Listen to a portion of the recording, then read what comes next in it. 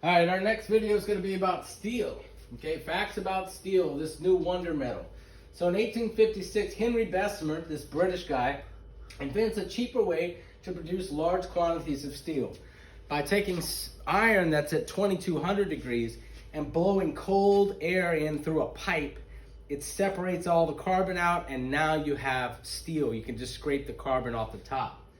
So it makes steel much cheaper, much faster to produce, and less energy. It costs less energy. Okay. So U.S. steel production by 1870, so we're talking about 14 years later, is 68,000 tons. But as the steel plants in America grow and the Bessemer process is applied more freely after that infrastructure is there, by 1910, so we're talking 40 years later, we're looking at 44 million tons of steel being produced in the United States. A ton is 2,000 pounds, okay? So think about those numbers, okay? So 44 million times 2,000, that's how many pounds you'll get. All right, cheaper steel allowed the expansion of railroads, skyscrapers, bridges, and barbed wire. Steel is superior to iron. It's stronger pound for pound, and the main thing is it doesn't rust, okay? Not as easily as iron does. If you leave an iron tool outside one night in Louisiana, you're gonna come back and you'll be able to rub rust off of it. You leave steel out, you might be able to leave it out for 2 or 3 months before you see any kind of rust on it. So anyway, so let's talk about the differences here, okay? So one of the problems with the old iron tracks for the railroads that everybody was building out of is that iron is a lot more, well, problems I just said. Okay, it rusts faster, which means it degrades faster, and also it's not as strong. So there's something called metal fatigue, and you can actually try this. If you get an old fork or an old spoon that your parents don't care about and you ask them for it or whatever, and you just bend it back and forth a bunch of times, okay? Eventually the metal will snap. That's called metal fatigue. You're stretching out the atoms, okay? If you don't want to ruin a fork, you could do it with a paper clip. Works the same way, okay? So anyway, what was going on here is as these multi-million pound trains, you know, are going over the tracks over and over again, decade after decade, the iron is flexing every time the wheels pass on it. So it starts to get warped. And eventually you have a situation where the iron tracks would actually come up. So you have a flat one here and you have one over here where they meet that's peeled up a little bit. And when a train would hit that coming full speed, it would actually take the top of that rail, the iron rail, and it would peel it up right through the floor of the train.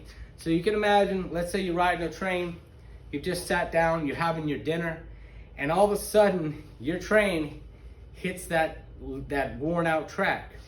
And this is called a snake because it pops up like a snake instantly. That snake would actually rip up through the floor. You imagine the train going 70 miles an hour and you have an iron rod that's probably 2 or 3 inches thick shoot up through the floor and you're going 70 miles an hour towards it. I mean, it would cut you right in half, including the train right in half.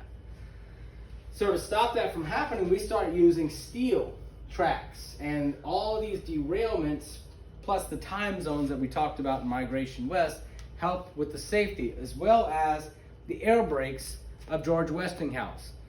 In the early 1900s, trains became much, much safer than they were in the late 1800s because of those inventions.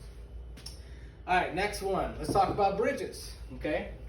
So the old building material for bridges was wood, okay, iron, brick, but with steel, this new super metal, they could stretch farther across without having as many towers in between.